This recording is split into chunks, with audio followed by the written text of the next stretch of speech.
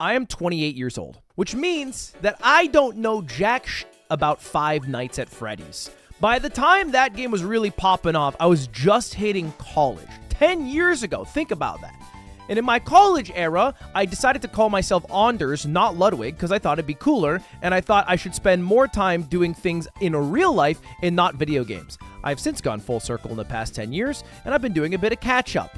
I've figured out what Skibbity Toilet is, I've even played a bit of Minecraft, but I've never dabbled into the world of Five Nights at Freddy's. So today, boys, the plan is simple. We are going to find out everything about the Five Nights at Freddy's lore by watching a bunch of game theory videos. And at the end, I'm hoping to talk to MatPat directly to distill within a minute what the Five Nights at Freddy's lore is all about, and he will determine whether we are actually right or wrong. The first video I have is MatPat's first ever Five Nights at Freddy lore video. I thought it'd be kind of interesting to watch them. Then we have MatPat's Ultimate Timeline, which is a series of 4 different videos.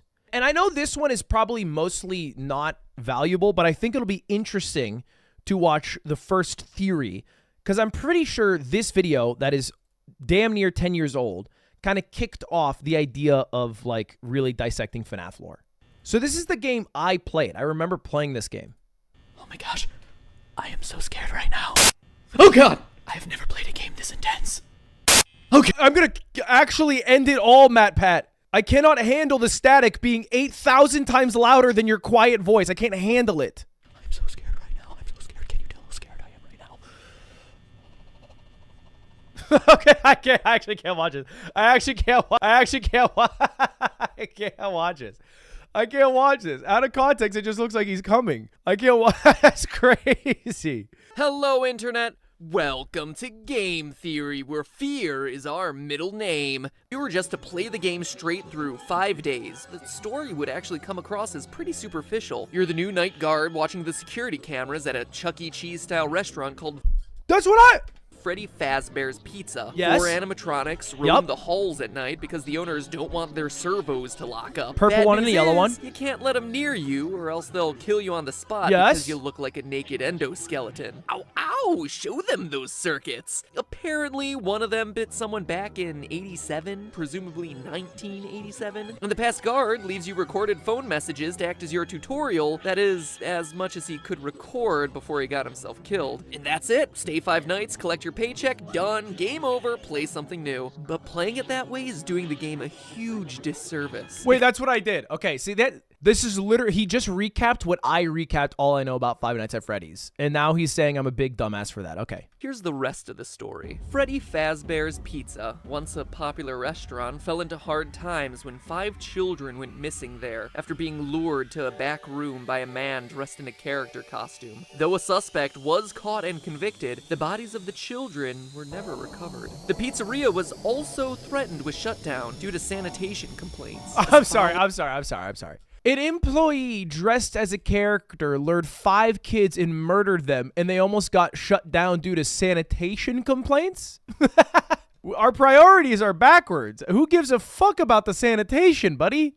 One is much bigger deal here. In addition to the core 4 robots, Chica, Bonnie, Freddy, and Foxy, there's also a Chica, Bonnie, Freddy, and Foxy. 5th, unofficially referred to as Golden Freddy. According to the game's creator, the place is Scott Cawthon. There's an explanation for why the characters are haunted, but it's hidden within the game.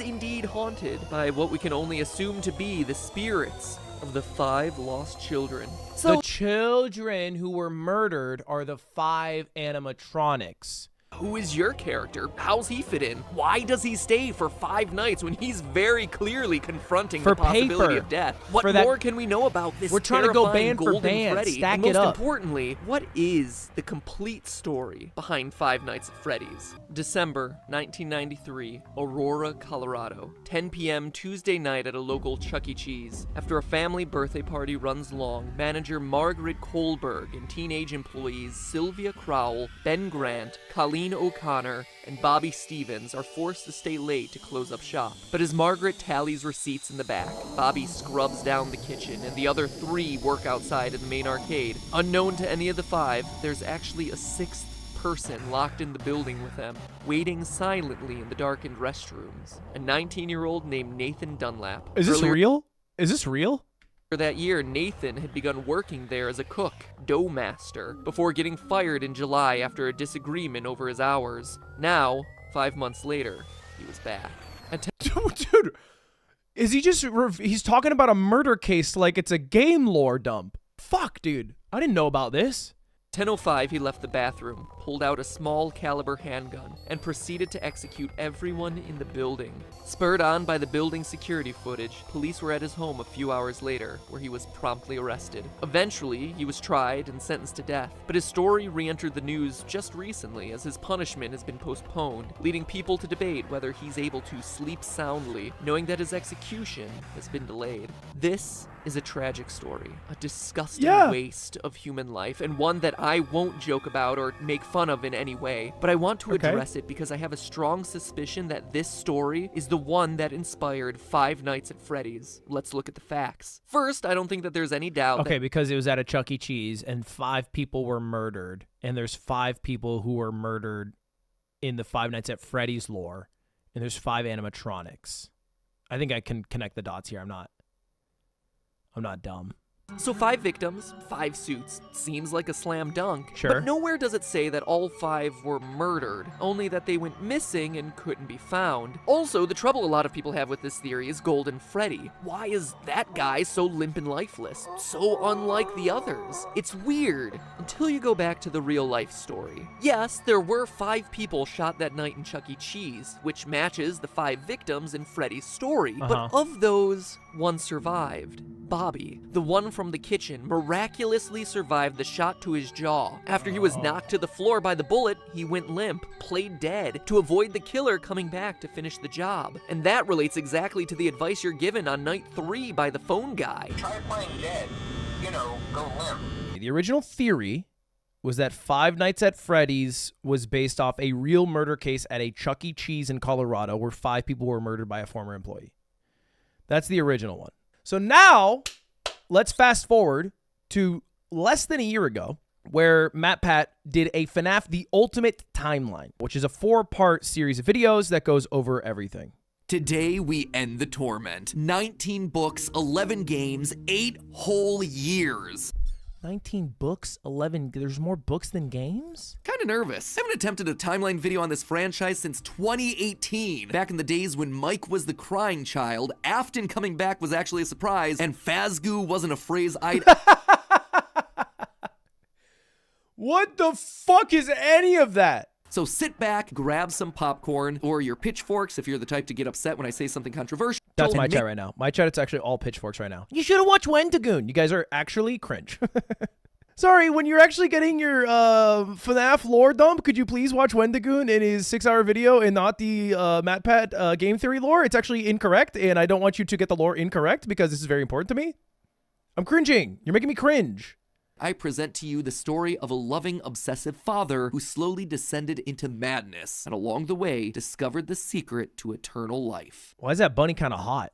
Our story begins not in the 1980s, or even in the 1970s, the 60s. but all the way back in the 1930s. People were tired and they were hungry, but as they traveled, there was one thing that could lift their spirits. A simple roadside attraction called Fredbear's Singin' Show. The ads were plastered all over town, but it left a permanent impression on one little boy, William capturing Afton. his imagination in a way that nothing William else Afton. had. One little boy named Billy. That was his nickname at Willie least, but Billy. his parents like to call him William. William Afton. The bear could dance, it could sing. For decades, William dreamed of recreating that moment of bringing a musical bear to life, but how? William was inspired by the work of Walt Disney, who throughout the 50s and 60s was pioneering the use of mascot suits throughout his theme park. The big innovation? Suits with 5 fingers. I'm sorry, this is a quick aside. I always love listening to like technological updates in like the 18 or 1900s because they sound so simple. It's like, oh, dude, we figured out that actually you need your hands.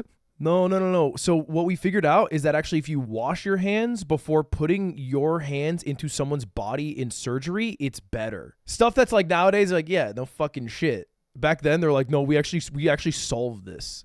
To appeal to the kids and for copyright reasons, he changed Fredbear from a realistic brown animal to a cartoonish yellow bear with a purple hat and bow tie. But feeling like one character wasn't enough, he added another friend, a yellow rabbit with a purple vest and matching tie named Bonnie the Bunny. Bonnie and Fredbear would perform on stage to small but enthusiastic crowds. Other people saw the success of his idea and they wanted in. Enter Chica's Party World, a rival restaurant starring performing animal characters. His idea, except they did it better. William may have been the first, but obviously he wasn't the best. Why is he Madge? Like, yeah, they bit your shit, but you also bit somebody's shit. Like, Fredbear was literally a one-to-one copy. You just changed the color to yellow. A yoink and twister cannot be mad that somebody yoinked and twisted. All of them able to freely turn and talk and dance on their own, no human required. It was like magic. Magic that came from the mind of a brilliant creator named Henry Emily. A rocking band of characters featuring a yellow chicken thing with a southern drawl named Chica, backed by a band of other country-themed characters, including a pig with a banjo, an upbeat frog from the local swimming hole, and a brown bear with a heavy southern accent. Wait. A bear? But bears were his animals. Why not a cow or a horse? Something to fit the country theme a bit better. Why'd it have to be a bear? And adding insult to injury, they had the nerve to call this thing Ned Bear, a direct copy of his own Fredbear. Whoops, that's gonna leave a mark. No, that was not okay. Afton's jealous admiration. Okay, all right. You know what? That's a little more dog. Eventually, his restaurant would go bankrupt, only to get bailed out by, of course, Henry Emily. Another insult, another humiliation that William wouldn't soon forget. He was humiliated that he got, you could have just rejected the offer, but okay, he was humiliated. No, I guess I get that. That would be humiliating. With the two franchises now merged into one, it was the best of both worlds. Afton's ideas with Henry's robotic expertise. The two men decided to launch under a new name, Fredbear's Family Diner, a pizza chain that would eventually come to feature. And he gets naming rights. And he's still Madge? Like, William, grow up. They decided to stick with Fredbear as the headliner, considering the yellow bear was easily identifiable as a brand and because he was the original performing animal mascot. Afton appreciated that. In 1983, Freddy Fazbear's Pizza launched, giving a dedicated home to all this new supporting cast of characters. Chica the Chicken, Bonnie the Blue Bunny, Foxy the Pirate, and of course the headliner, a brown Freddy Fazbear. Business was good. Okay. So the original location has the Golden Bear. Then they made a spin-off called fucking Fazbear's and this is the game I know. It did bother him that the one original character that he created, the one that he himself played, Golden Bonnie, got passed over for inclusion in that cartoon show. The only character in the roster of regulars to get ignored for the show, but he's actually so fucking whiny, I'm like getting annoyed, but other than that, things were going smoothly. He had himself a wife, 2 sons, a daughter. He had a thriving business. And best of all, he was able to learn the craft of robotics from the man that he both loved and hated, Henry. I feel really good about part 1. And Henry Emily, I will say, sounds like the GOAT. You know, fucking really, really crafted his own original place, inspired by something. Then became partners with a person, I feel like unnecessarily. And then fucking brought him in, gave him naming rights. Like, if you think about it, William Afton's like, dude, I like bear. And that's the end of, like, everything he is. He was basically a kid. He saw a bear. He goes, I like bear. And then he made bear. And then he's like, what else do I make? And he's like, bunny. And then like, what? And then what? And then he made a fledgling business that started failing. And he's like, but I made bunny. It's like, who gives a shit, dude? Together, William and Henry had been able to take the hybrid suit idea and make it into a reality. They called their new invention the Springlock suit. And fittingly enough, it was symbolic of the partnership between these two men. A human suit as designed by William that could become a freestanding Henry-style robot. But because it was still new tech with kinks to work out, the rollout was limited, restricted only to the Fredbear's Family Diner location. All of this meant that William was busier than ever. He didn't have time to be a full-time parent, so he designed a nanny cam system where cameras and speakers were hidden throughout the neighborhood, as well as in his youngest son's favorite toy, Psychic Friend Fredbear. I mean, plushy Fredbear. But since cameras just weren't enough to raise a kid, he also left childcare duties to his eldest son, Michael. He and his friends would take his scared little brother and make him do the one thing that he was terrified of doing, getting close to the animatronics. That would be embarrassing for the kid that was such an embarrassment to him. His brother squirmed, screamed, kicked, and fought, but just as they were putting that small, squirming boy up to Fredbear's lips, The mouth snapped shut. The sensitive spring locks inside the body had been triggered by the boy's movements, and they'd immediately clamped down. The wriggling stopped. The boy went limp, but it was just a prank. It was meant to be funny. As the younger brother's consciousness began to fade, he could hear Michael's last words, a small and flimsy apology. But his father, Williams, through the voice of the Fredbear plush, were a firm and committed promise to a dying son. You're broken. I will put you back together. This He wasn't even there? It would just take time. Time that, right now, he just didn't have. His young son's heart flatlined as the boy faded into the inky unknown of the afterlife. Fuck you mean you don't have time? He's dead now. The death of this little boy sent the family spiraling. His wife, crippled with grief, was so distraught that all she could do was sit and watch TV. But his son, Michael, was far worse. Yeah. Some nights, Michael would even go so far as to break out of his room to check the gravesite and ensure that his brother was still there. As for William himself, he disappeared into his work and his drinks. Junior's, the local bar, wasn't far from his son's gravesite. He found himself going there more and more frequently, spending longer and longer amounts of time there. The bar gave him a place to think, to remember, to reflect and stew on how Henry had stolen his idea for an animal-themed restaurant. You're still on that! Are we being fucking for real? Your kid died and you're still on that. That's crazy.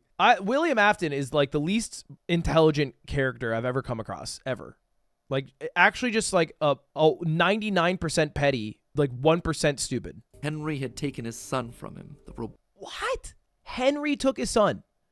Aren't you the one who wanted to innovate on the animatronics and make them partial human, partial fucking robot? William ordered one more drink, but it was one too many. The bar turned him out and told him to go home. But William didn't go home. Drunk and angry, William raced back to the restaurant to give Henry a piece of his mind, only to find someone else waiting. Henry's daughter, Charlie, locked outside of the building. This was his chance to get back at the man that had humiliated him all those years ago. No, you're not gonna kill his daughter because your son died and somehow you've conflated your son's death to be the fault of Henry when it's actually your fault being a negligent parent and allowing your eldest son to raise your youngest child improperly. There's no way that's gonna happen. While parties continued inside the walls of the pizzeria, William attacked Charlie in the back alley. It felt good. He felt free. Charlie's death would remain on the books as a random act of violence. And though Henry had suspicions about William, there was no physical evidence. Nothing that could link him back to the crime. This is crazy.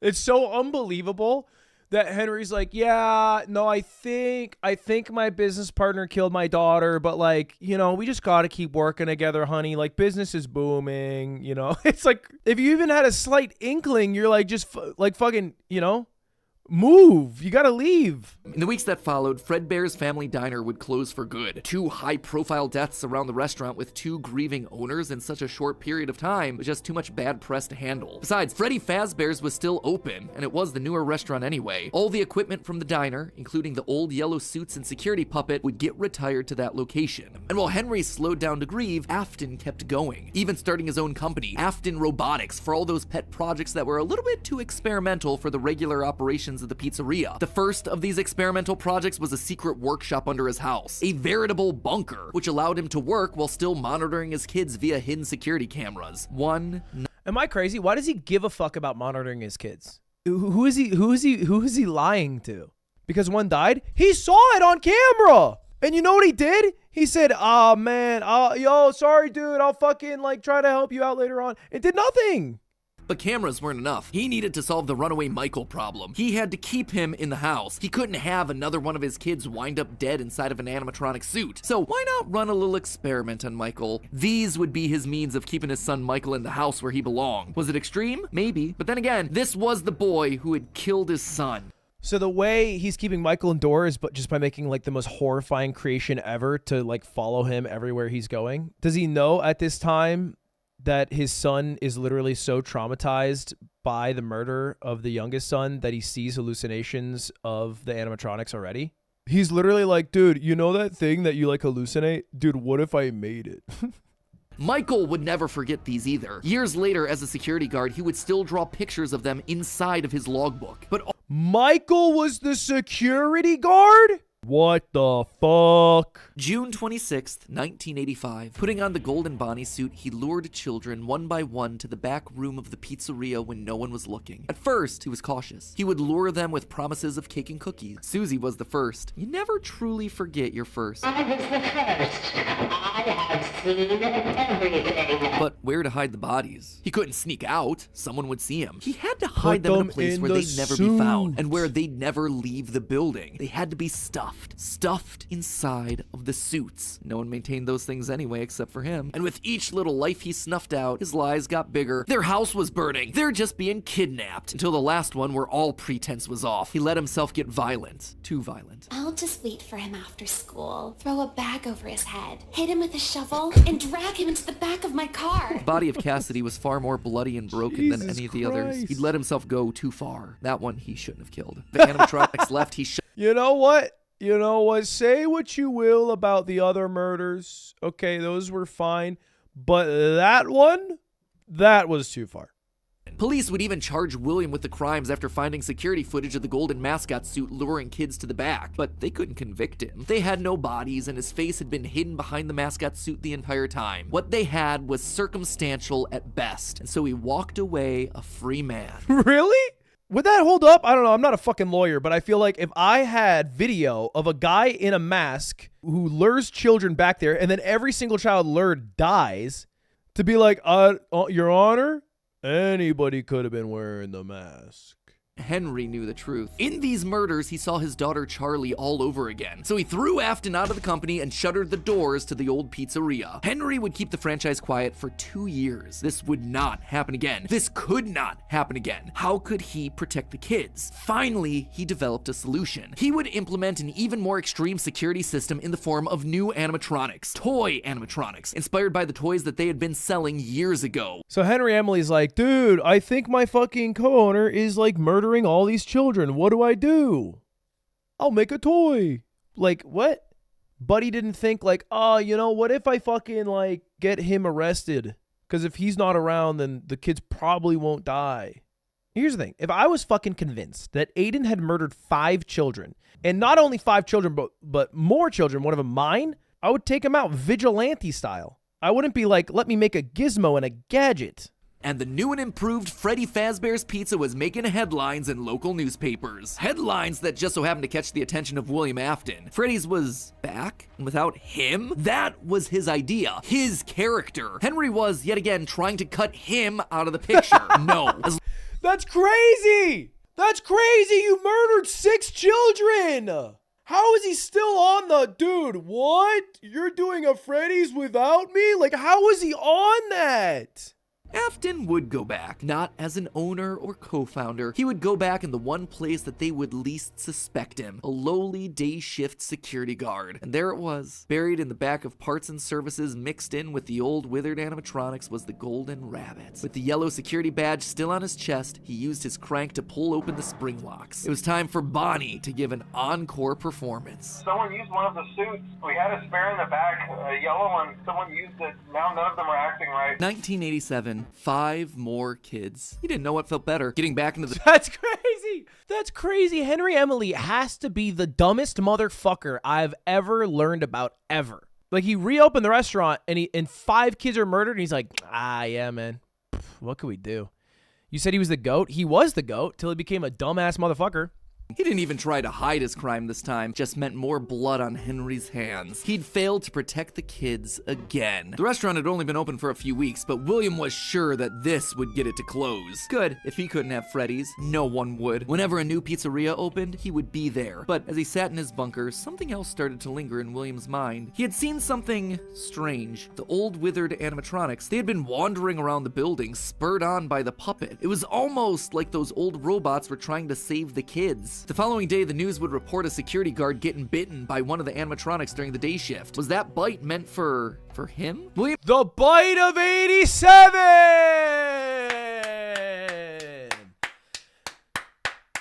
I don't know what it means, but it's exciting. This is it, baby. We are fucking learning now. He needed to create something new, something brand new. He needed to create his own pizzeria. Circus Baby's Pizza World. This would be the place where he could continue his work. No longer just murdering, experimenting. He needed a way of remotely capturing his victims and preserving them for his work. With that goal in mind, he designed a new breed of animatronic. They could incapacitate and contain them with zero direct input from him. It was brilliant. He was brilliant. First, Ballora was an homage to the woman who left him. Now she would never leave him again. The second, the titular baby, was designed with his baby in mind, Elizabeth, his youngest child. Daddy, why won't you let me play with her? She's so pretty and shiny. The day before Circus Baby's Pizza World opened, she disobeyed. She didn't listen. Left alone with Baby, she got too close. The animatronic ripped in half and swallowed her whole. Scared? Dude, what? I thought his whole thing was like, I'm not gonna murder now. I just want to figure out what's going on with it. What the fuck? It just, what? And why is she British? William's British? That doesn't make no damn sense. The dude's gotta be old as fuck now, right? He was a kid during the Great Depression in the 30s. So he's born in like, at the very latest, like 35. And we're in 87, so he's 52 right now? And his daughter's that old? Or young, I mean? So he's on that Robert De Niro wave, eh?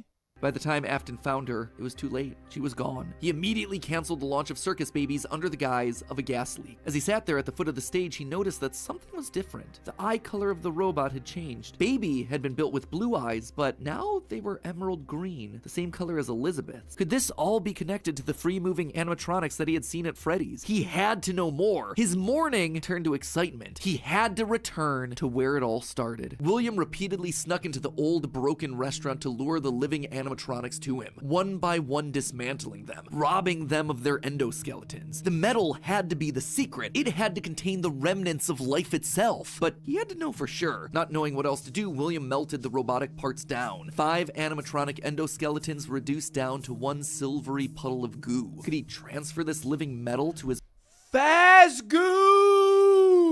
He picked up a syringe and filled it with the molten metal and injected the goo into Funtime Freddy's twisted, wiry endoskeleton. And suddenly, the coils came to life. Like snakes writhing in a pile, what had once been cold, lifeless metal moved and jolted on its own. He'd done it! He had unlocked the secret to life itself. Except something was clearly wrong. The movements were erratic. They were violent, angry. Baby didn't act this way. She had been calm, collected. This was clearly something else. Something mindless and frantic. As he searched the old pizzeria one more time for any remaining scraps of metal, the ghosts attacked. His past victims come to collect their due, all led by Cassidy. The 5 lined up and blocked the door. He panicked as Cassidy approached. How do you stop something that's already dead? Maybe with the thing that resulted in their death in the first place. He would get into his suit like old times. He would regain his power over them just like the day that they died. He was the genius. He was the one in the suit. He was the one in charge. The spring lock snapped into place. Maybe it was just fate coming to collect its due. He didn't know. The only thing he did know was that his brain was suddenly filled with searing white-hot pain as hundreds of metallic pins and gears stabbed into his body from all sides. All he could do was collapse, blood slowly oozing out of... It is frustrating that this is the 3rd time someone has activated a spring lock to get their head fucking snapped. I get when the kids fell for it. I get that. But the dude who made the device fell for that? Really? It took days lying in his own blood, but eventually someone found him, a security guard making a normal report. When he saw the animatronics torn apart in the middle of the party room floor, it caused him to file an immediate report of a break-in. An owner would have to come in and claim the damage. And who else would it be other than Henry? Hope jumped in Afton's heart. Henry would see him. They were partners after all. Henry entered the secret room. His eyes fell on Afton sitting there in the pool of red. And Henry, saying nothing, turned and walked away. This is just to inform all employees that due to budget restrictions, the previously mentioned safe rooms are being sealed at most locations. And so there Afton would sit, hanging on for 30 years, trapped behind the walls with an iron will that refused to die. Whoa, baby! All right, okay. Michael knew his father sometimes traveled for work, disappearing for days on end, but usually there was some sort of notice, a phone call, a post-it, something. His father was a careful and guarded man. He held his cards close to his chest, and as such, William had prepared him in the event that something like this ever happened. Normally, his father kept his home home office locked, but in the event of an unexpected, prolonged absence, Michael had been instructed to enter his father's office and look behind an empty set of shelves mounted in the corner of the room. The shelf swung open and revealed a giant industrial elevator, one that led straight down into an underground bunker. Here it was, mapped directly underneath the floor. That's huge. That is huge. Michael's dumb as fuck. No offense. Dad, why are there construction workers outside? No, it's the neighbors. His father had secrets. Suddenly, the days of William being locked inside of his office made sense. He'd been here the entire time. And that's when he found her. At the end of the facility, Circus Baby, his father's pride and joy. Except something was different about her. She wasn't like the others. The way she talked, the stories she told. This wasn't just a robot. She was alive somehow. And not only was she alive, she also felt familiar. Was this his sister? William's baby girl? He knows his sister's dead, right? Does he not know how she died? How brief did William keep this shit? Dude, she's fucking gone. I don't know where she is. William wasn't just a lame, overworked father. He was a monster, Yeah. toying with life itself. It's true, he Suddenly, was. everything clicked. He frantically looked around the room, blinking human heads on poles staring back at him. Green eyes, his sister. Blue eyes, his brother. Closed eyes, his mom. William was working down here trying to make believable humans, literally rebuilding the family that they had both lost. The small little girl robots with their British accents roaming the hallways of this underground facility suddenly took on a whole new context.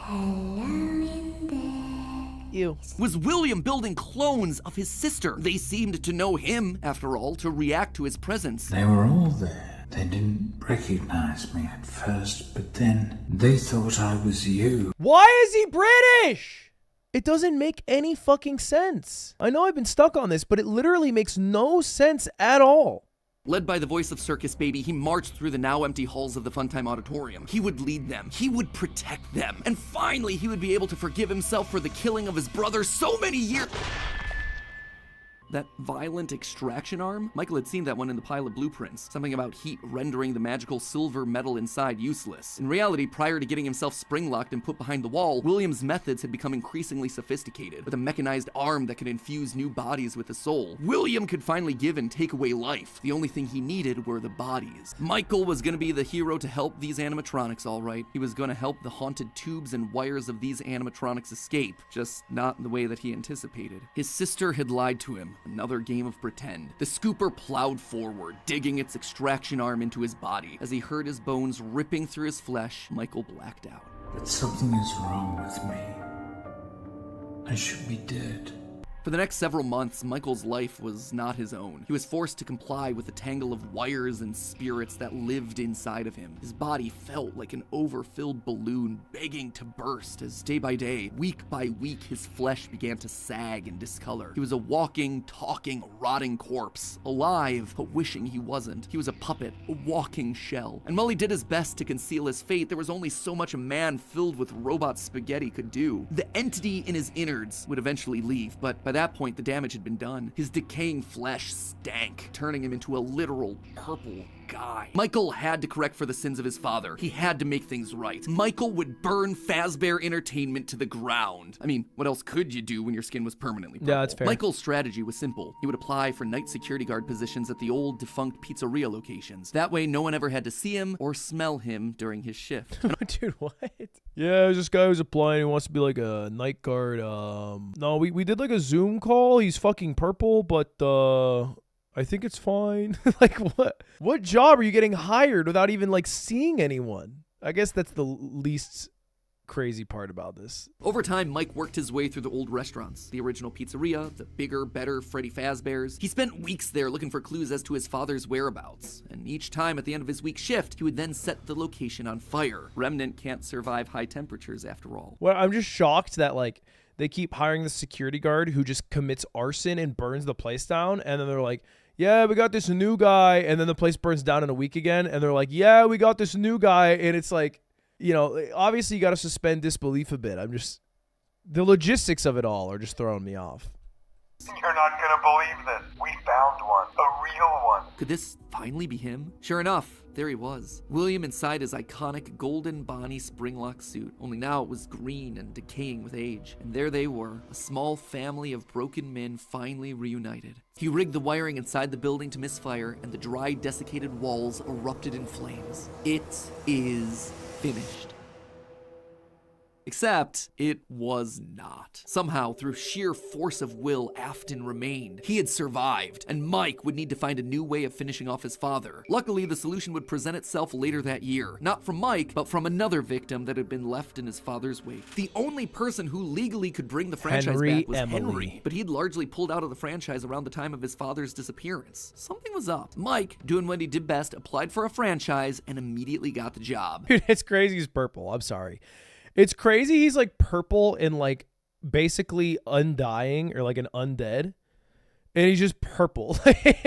And he's just like, yeah, I'm purple. I've been purple for like a decade and I've worked at like 8 different Freddy's. Like, and he's got no bones. It's so weird. It took a few nights, but eventually everyone was there. His father, the puppet, the robot spaghetti that had once violated his body, and his sister, now hopeless. Father, the puppet, the robot spaghetti that had once violated his body, and what a sentence. What a sentence. The robot spaghetti that violated his body. The fucking robot spaghetti. What we found out, look, is that like, although we're watching this story unfold from the perspective of the Aftons, there's presumably a different story being written from the perspective of the murdered children, and they still are stuck in these robotic bodies with some level of consciousness. He had been instructed to seal the doors and leave, but while he locked everything down, he didn't move on. If this was truly meant to be the end, if the remnant needed to be washed away, he needed to be a part of that. Although there was a way out planned for you, I have a feeling that's not what you want. I have a feeling that you are right where you want to be. And to you monsters trapped in the corridors, be still. Although for one of you, the darkest pit of hell has opened to swallow you whole. So don't keep the devil waiting, old friend. And with that, ooh, what a bar. The Afton legacy died with all of them trapped inside of a literal box. As the flames danced around the office, Mike, for the first time in decades, was happy. But William wasn't gone yet. Although the darkest pit of hell was open and waiting. They've burned down 2 restaurants now to kill him. And you're just like, you know what? I willed me to still be here. Like, what? Without warning, animatronics, both new and old, began to jump out at him, bite him, rip him limb from limb. The pain was immeasurable. Make it stop. Make it stop. William, for the first time, longed for death, an end to this torture. So this is just a game, right? I'm assuming. So like sometimes I feel like, oh, that's lore. And then sometimes I feel like a game was made and you have to make it make sense in the lore. And this is one of those times where I feel like there was just a game called, I guess, Ultimate Custom Night, where William Afton is getting like especially fucked on by every single doll to ever be made. And then you have to like make that make sense in the lore. Cassidy was so focused on taking revenge, they actually did the one thing that would be the downfall for so many others. They kept William alive. Even though fire should have destroyed the remnant that was coursing through his being, Cassidy kept William breathing, paving the way for his escape. The last 2 episodes have been about death. The death of Afton's family, the deaths of multiple children, the death of the franchise itself as Mike and Henry figuratively and literally burn it all down. Today's episode, though, and the current end of this franchise, is instead all about rebirth, the return of old characters in new forms, and the controversial rebirth of a franchise entering the next era of its story. The company was outright dissolved. Even the memories of the horrors that had happened there started to fade away in the public consciousness. The people were gone too. William was dead. Henry was gone. A whole generation of young Emilys and Aftons had lost their lives to the horrors of the pizzeria. All of them collateral damage to the man in the bunny suit. Everyone the company had ever touched was dead and gone. Well, all except one, Clara Afton. She'd been there in the early days, back when things with William were Clara. good, they'd had the perfect home. William had become distant, lost in his work, obsessive. She had watched him change from this irritatingly brilliant man that she had fallen in love with to a drunken monster struggling to hold himself together. She had to leave the relationship, and from there she largely faded into obscurity. A mystery from William's past, a footnote in his history, and that was fine for her. And now, as a shareholder and sole living member of the Afton family, all copyrights patents and trademarks of both Afton Robotics and Fazbear Entertainment passed on to her. Memories of this past life that she had long left behind. Looking at the blueprints, the contracts, the memos, she felt old wounds begin to reopen. William had always been brilliant. That's what had attracted her to him in the first place. But he'd also been too blinded by that's crazy, because William was actually the dumbest motherfucker early on. He was actually stupid as shit. He just liked bears. That was literally his whole character, is he liked bear. I will put them all back together. She would be the one to rebuild this family, to rebuild the pieces of that shattered life, to reclaim the kids that Fazbear had stolen from her. But how? Looking at William's work now laid out before her, she knew that he had been onto something, collecting remnant, robotic humanoids, digital conscience transference. The pieces were all in place, they were just scattered. With ownership over the characters, their licenses, the technology patents, and the Fazbear name, she converted the corporation back to an LLC, a structure for smaller businesses that are usually... I love when the lore gets into the nitty gritty of corporations and how they're registered.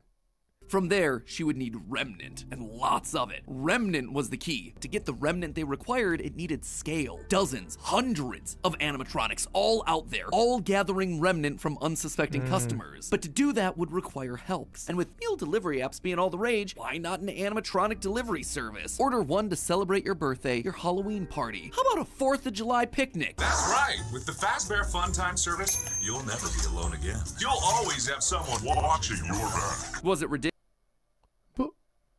Absolutely. Was it a sellout? He's in the universe? In a way. How are they collecting the remnant? Via murder? Is she not like... I didn't think she was a psychopath, but all of a sudden she's a psychopath now? There was just one problem with it. No one trusted the Fazbear name. The company's brand was still mud in the public eye. So she needed to find a way to discredit the stories that had come before. How do you She do needed that? to win back the public's affections, reactivate Misinformation some nostalgia campaign. for the spooky stories of their childhoods. She needed a game. Struggling game developers were a dime a dozen online. So she found one. Steve just picked him out of obscurity. Is that the actual game dev? Did he put himself in the fucking game? He put himself in the fucking lore?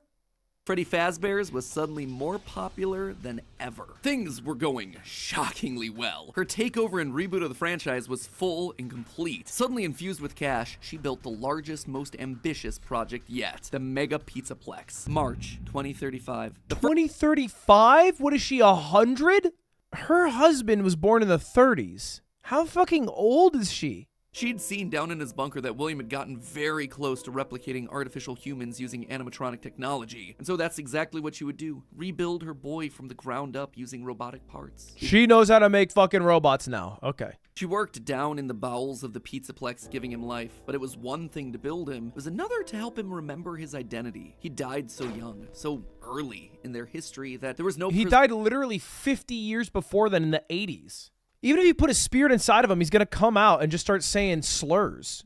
Everyone in 2035 is going to be like, whoa, your kid is problematic. At first, he could only communicate through simple ones and zeros, then rudimentary drawings and crude letters. Yum. But bit by bit, next was William. If the family was truly going to be put together, she would need him. And she knew exactly where he was, in the ruins of that old Freddy Fazbear's pizza place where Henry had trapped him. Digging through the wreckage, she found him. He was right where she thought he'd be. Seeing the putrid shell of the Springtrap suit, though, was not something she was prepared for. The rotting corpse of William Afton was disgusting. The guy has to be mewing. Look at the jaw.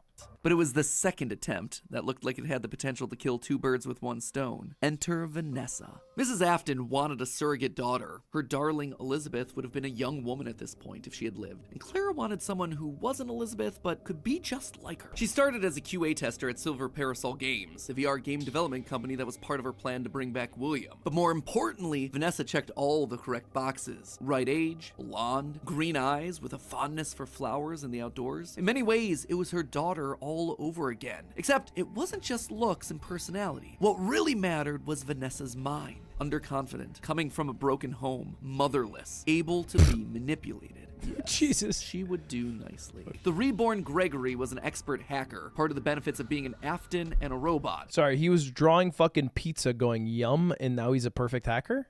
So Clara had him keeping tabs on Vanessa, hacking into her emails and trailing her therapy sessions to ensure the future Elizabeth was falling in line. But it was her last move that was the best. In a true masterpiece of poetry, she brought Vanessa over to be chief security officer at the Pizzaplex. All that was left was Michael. Poor Michael. The boy that killed her youngest. The one that would spend years trying to make his guilty conscience right again. A self-professed protector. While she knew she needed him to complete the family, something told her that the problem had already solved itself. Maybe it was the spirit of Michael living on as a protector, but he was there, somewhere inside of Glamrock Freddy. She could feel it. And just like that, she'd won. She'd done it. So she didn't even do anything for Michael. She just kind of tripped into Michael by accident. Glamrock Freddy was just like kind of like Michael, and she's like, "Yo, wait, no, Michael's good. Actually, we don't have to do that one. We can skip it. Okay, that's great." That's how it could have ended. That's how it should have ended, had it not been for a few unanticipated developments. No. For one, something was just wrong with the Pizzaplex. It was as though a guardian spirit of the past refused to move on. As long as her husband was around, it too would linger. Only now, it wasn't just in one body, but it was in the essence of the building itself. She had seen stories of houses built on burial grounds getting possessed by angry spirits, but she'd never assumed that it could be real. The idea that fire somehow destroys Remnant is just dumb. It destroys Remnant if they want to go away, but they can also just be like, I ignore it, smile face, and then they just don't go away. No, sorry, I ignored it. I became a pile of wires, but now my wires have just actually gone into other bodies now. Sorry. But a blob of living wires could be heard oozing through the walls, stealing pieces and parts of the old animatronics showcased in Rockstar Row. She could only assume that it was a byproduct of all the remnant they'd been collecting. Perhaps this thing was an amalgamation of all the darkest parts of the pizzeria's history, a collection of the hatred still housed inside these defunct endoskeletons and exosuits. As long as it was left alone, it seemed to be harmless. But if any Afton outside of Michael got too close, it would lash out wildly. All right. Wow.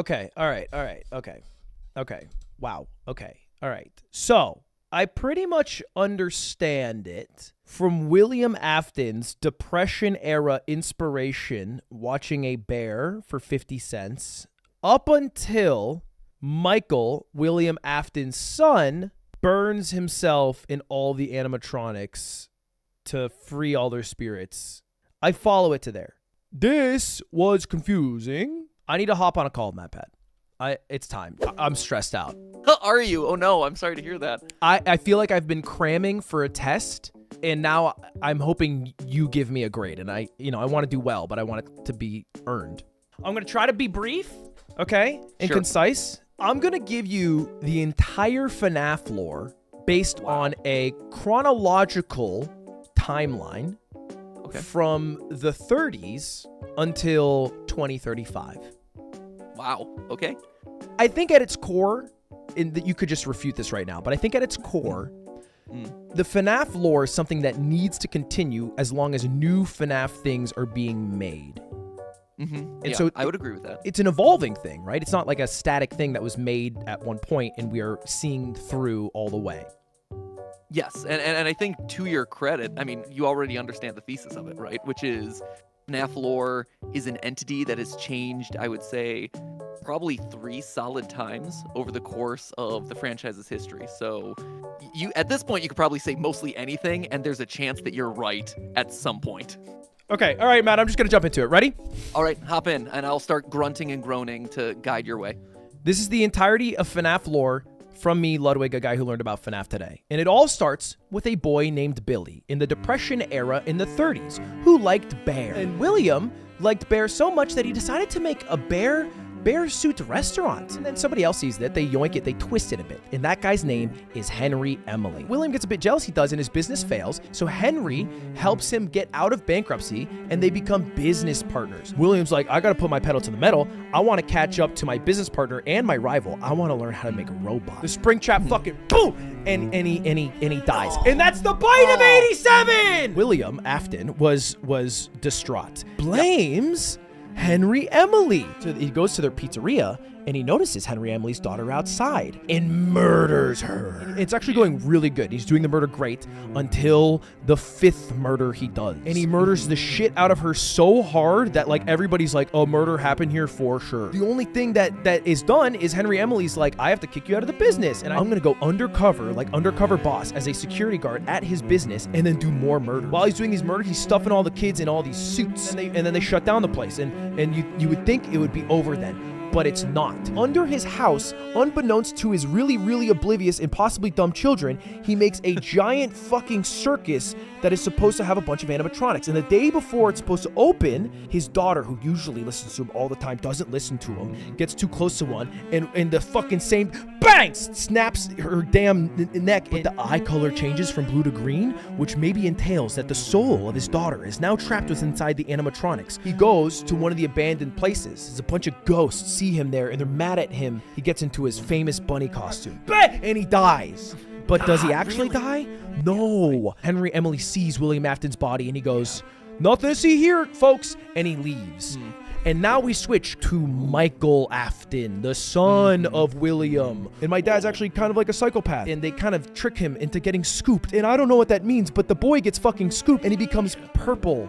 And that's weird. Till Henry Emily, he's back, bitches. And he's like 100 at this point or some shit. I don't even know. He makes a new establishment, and it's to lure the souls of all of these animatronics. The new security guard happens to be Michael Afton, and he burns it down. And this beautiful speech from Henry Emily should have been the end of everybody. But the soul of Charles Emily, the son of Henry Emily, who was trapped inside the security doll, keeps William Afton alive as an act of retribution and punishment. And he's able to do more nefarious things. And then I think his wife gets involved, but I stopped actually understanding because I got annoyed. Wow. You know the Shia LaBeouf slow clap? Yeah. That's what I'm doing for you right now. Really? Right? Are the pieces clicking together? Are you seeing the light now? I'm seeing the light up until you know what I really just fucking threw in one ear out the other is the wife. All of a sudden, that made no sense.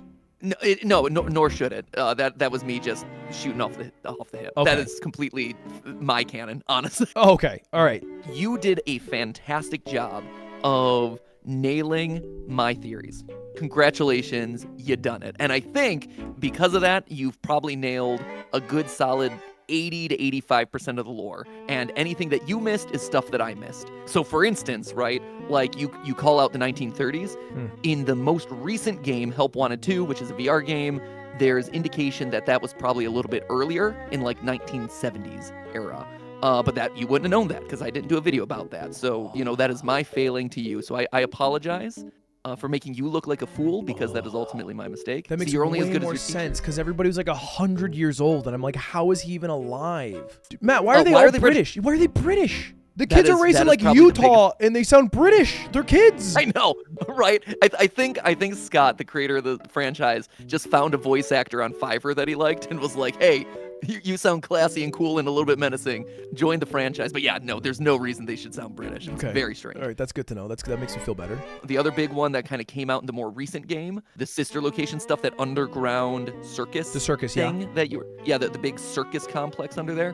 It seems like that probably happened much earlier in the timeline than a lot of people suspected. Maybe even concurrent with the first franchises. But other than that, man, like, you nailed it. Do you want to take over game theory now so that way I can retire in peace and you can now read the books? Yeah, let me usurp the people who've been working there for years, please. Yes. Yeah. Okay. I think we can find an opening for you. I think FNAF researcher #1, I think, is a great job title for you. I will. You know what I'll do great is I will be great at pissing off the FNAF fan base, which is, something you've been inadvertently doing it. I would be directly doing it. Okay. Great. If you're used to it, if you're comfortable with that position, then please, you've already got half the job there. You're great. You've been a huge part of FNAF. Isn't that weird? It is weird. It is weird. And to think and it's funny because even though I was a huge part of FNAF, I didn't hop aboard it until I didn't play the first 3 games. But I was just a lore guy. And so I was watching other people play it. I was studying it. I was looking for Easter eggs in like fan wikis and this and that. I was a latecomer. The only reason I ended up starting covering it was Halloween. And I'm like, hey, I need a Halloween episode. So I went on Twitter and I'm like, guys, do you want me to do Slender Man, which was a little bit old, but a good nostalgic classic, or this new game, Five Nights at Freddy's? Dude. And overwhelmingly, Five Nights at Freddy's won the poll. And I kid you not, when I first started working on that episode, I couldn't find anything to say. And there were hints of a story there. Like, you know, there were the newspaper clippings that kind of revealed the lore to people and said like, oh, you know, people were murdered here in June and whatever. But there wasn't anything to go off. Like that was it. There was nothing else there. And so I didn't feel like I could come up with satisfying answers on that route either, which is why I kind of kept digging until I found kind of the what the first ever episode that we did of Five Nights at Freddy's was, which is the murders that happened at Chuck E. Cheese. It's just totally coincidence though, right? Yeah, purely coincidence. Well, congratulations on thank you very much. Passing FNAF 1. I would say FNAF 101 to 301. Congratulations. I mean, look, I'm happy with that because people have been begging me to do this for like months, and I finally did it. And you know, I was a little stressed how it'd go, but I feel equipped with knowledge, and I'll have to play now, I think. Oh, I did so good, baby. I'm a bit of a FNAF head. I feel like in real time, my gray hairs have turned to brown because I'm so young and youthful now. Ask me about Skibbity Toilet. I know. Ask me about FNAF. We talking William Afton? He's never leaving. Feels good. Feels good, baby.